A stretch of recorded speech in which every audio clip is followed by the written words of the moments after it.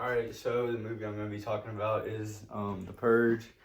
There's many different ones, but I'm going to be talking about the first one. And so I watched it when I was like about 7 years old.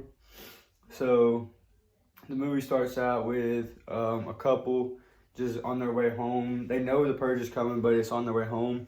And the husband of this couple is the owner of a security system that like locks down the houses, and you just press a button and like some hard like things come down across the house where supposedly nobody can get in. And so he made that because of the purge, and so everybody in their neighborhood got this system that he made because they want to get protected, and they think his system works. And so the night goes on, they go, and so the purge starts. They're on their house, and the purge starts. And so as it starts, they hear the sirens, and he has 2 daughters and 1 son. And so as the purge is starting, they see the daughter hears a man running in the house. And before they started, the father told them, do not let anybody in our house, no matter what, just under no circumstances let him in. But the daughter hears this man screaming and hits the button to let the walls come up, and she lets the man in, which is not a good thing. And so the man gets in that the daughter wanted in, that he gets in. And then later on, they see a huge group of people coming, and those huge group of people were going to purge on the man they let in their house.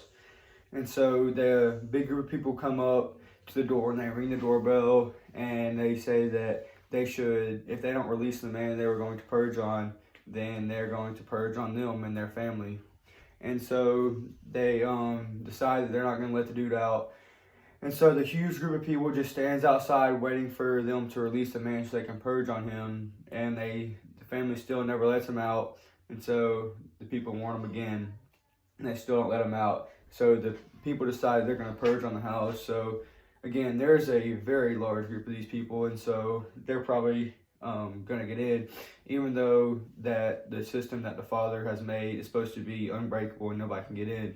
But eventually the people that are waiting outside the house, they do get in. They get some cars and chainsaws and stuff, and they break in the house and get in.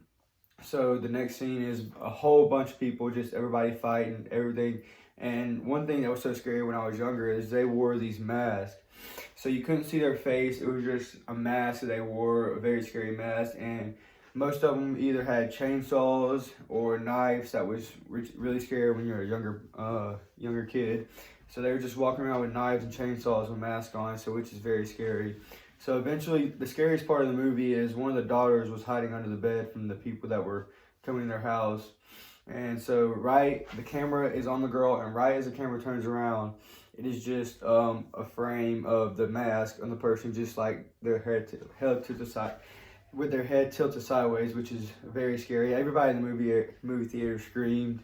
So that was probably the scariest part of the movie. But eventually they go on, and the family that let the dude in, they eventually win and kill everybody else, and they survive. And then the movie ends with them sitting at the dinner table the next morning eating breakfast with him, and he thanks them for letting him come in the house and saving them.